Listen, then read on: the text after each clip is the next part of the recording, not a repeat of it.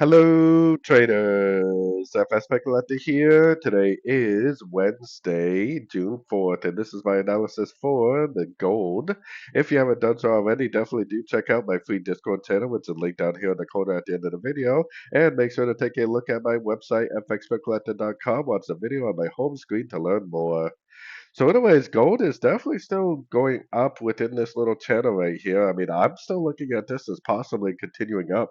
I think we could be in a wave one, wave two, and wave three.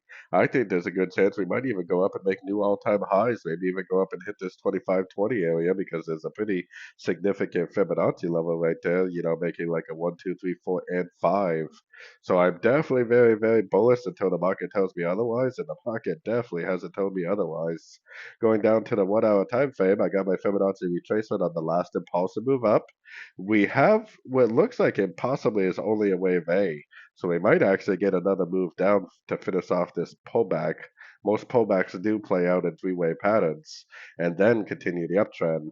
I personally am not trying to short it, but I am definitely not a short time frame trader, so that is the reason why I'm not trying to short it.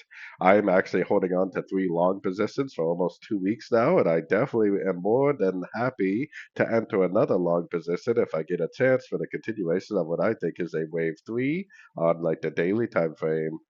So anyways, don't forget to like and subscribe, and as always, thank you for watching and happy trading.